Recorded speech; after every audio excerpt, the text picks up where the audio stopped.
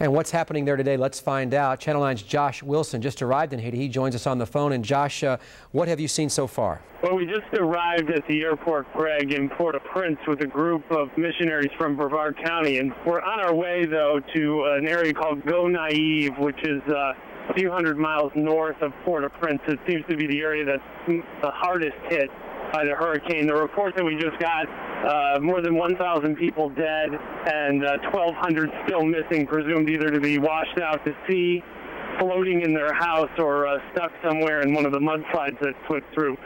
The focus now for health workers, though, is turning to the water. There is not much for people to drink here, and people are literally dying of thirst. And as they drink the water, it's filled with all sorts of microbes and things that will quickly make you sick and eventually kill you. And that's one of the reasons these missionaries came to Haiti. They brought with them 5 water purifiers.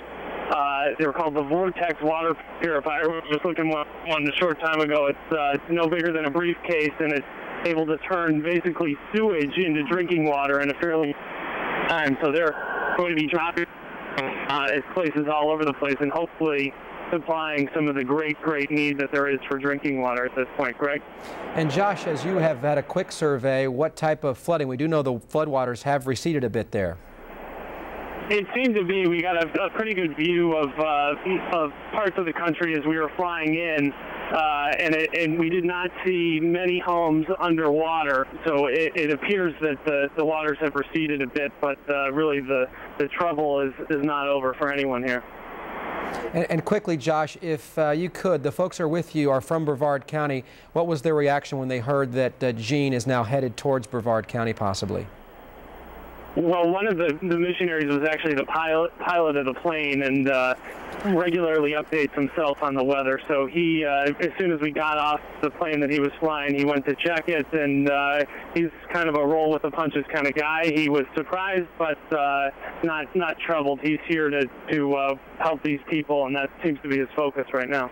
Beautiful. Thank you, Josh. Good report there. We'll continue to hear from Josh, have some video reports from him throughout the day, but we wanted to get him on the phone just as quickly as he landed to give us a real perspective of what's happening there, again, because of Jeanne. Yeah, and it sounds like they really have the potential of saving some lives with those water purifiers, too. Let's hope they get them installed as quickly as possible. It's great work by the folks in Brevard County. We want to show you what happened in Haiti. A team of missionaries from Brevard County are still in Haiti this morning, and they knew that Jeanne was coming on shore. And here is some of the video that we have from Channel 9. They were there trying to help people and find a solution to provide clean drinking water. Much of Haiti, as you probably know, was devastated by what was then Tropical Storm Jeanne almost a week ago. Flooding claimed more than 1,000 lives in Haiti, left whole towns and cities in ruins. The hardest hit area was the town of Go-Naive. Channel 9's Josh Wilson traveled with the missionaries, and here's a glimpse of what they saw as they entered that devastated city. Well, the hurricane brought a lot of water into this valley here, and it rushed through all the mountains and covered this whole area. This is normally the road going into the town we're going to.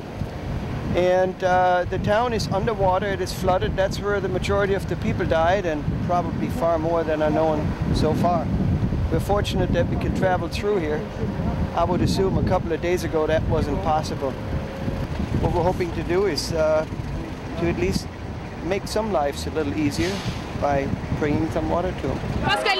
She has running water at her house, but it's filled with mud, so she cannot use it.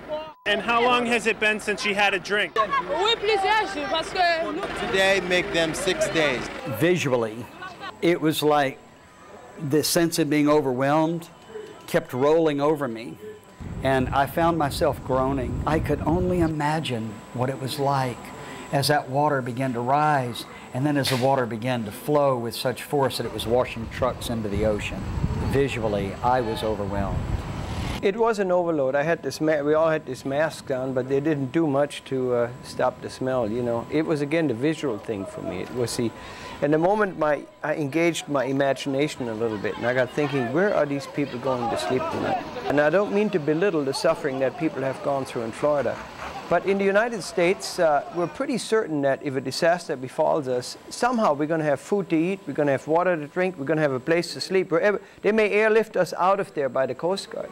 And I got thinking, in this place there is nobody there to help these people. We in Central Florida have been devastated, and even as we speak now, there's another storm bearing right down on us. But where we've just been, the infrastructure is so weak and just really almost non-existent that I hope and pray that the people that see this will certainly take care of their own home and their family. We understand that. But to continually reach out to others. And we saw things that they are almost incomprehensible for us in our country in the midst of all of our own disasters, mainly because that was 6 days ago, and this disaster is just going on. And there's a potential for thousands upon thousands of people to die. So the disaster is rolling on.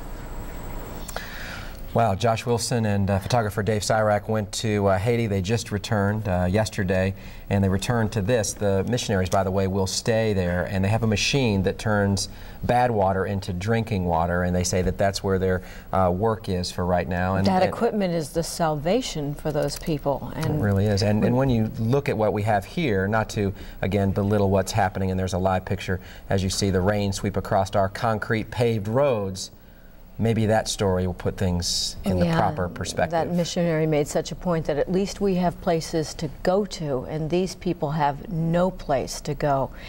Well, we're going to take a brief break, refresh ourselves, get you a chance to refresh yourselves, and we'll be right back with more coverage of Hurricane Jeanne.